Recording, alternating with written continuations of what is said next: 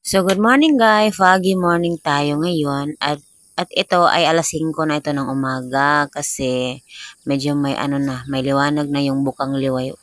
Bukang liwayway? O, yung bukang liwayway ba? Yung yan. So, ayan po, pag magpapakain na muna ako ng manok before ako magluto kasi na-ready ko na yung dough. Napaalsa ko na ng 1 oras kasi alas 3 pa akong gising guys. Alas 3 pa yan. And then, nagsasaing na din ako. Naglilinis na din ako kasi yung anak ko mag-eskwela man. So, ako na lang ang nagsasaing at ayun, tingnan nyo, yung kusina namin ganyan katindi yung fog. Sobrang namumuti yung paligid kasi pero hindi lang makikita sa camera ng cellphone kasi nga low quality itong atong camera. So, yan lang ang makikita sa muna yung particles ng ilaw. So, yun. Sobrang lamig po talaga ang paligid. Pero ayun, sa labas kasi yung lutuan kaya yan.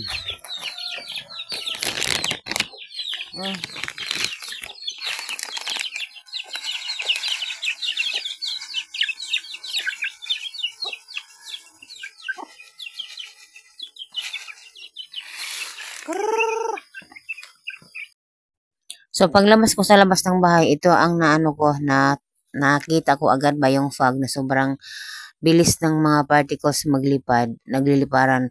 Ang puti-puti ng paligid guys, pag nasa mata mo talaga titingnan sa mata naman talaga. Sa sa personal, kasi sobrang mafog at ang lamig.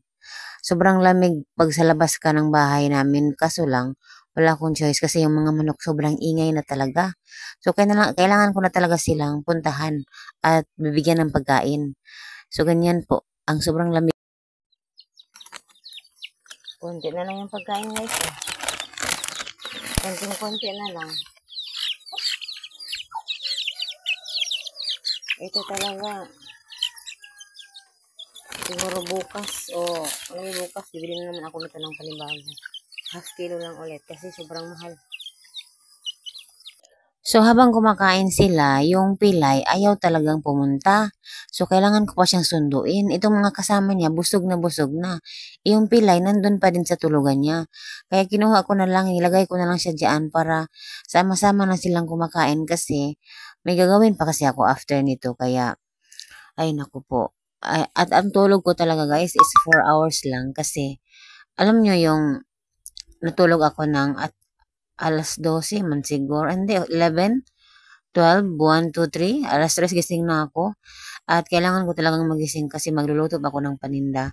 At hindi ko na video yung niluluto ko guys kasi maaga kong pinahatid kay Dudong sa school para mabenta agad. Kasi kung mabenta, magluluto pa ulit ako ng panibagong paninda. So, sa ngayon, ito na muna mga manok kasi sobrang ang fog talaga. Yung sipon ko talaga at hindi talaga na nawawala dahil sa fog lagi dito sa amin.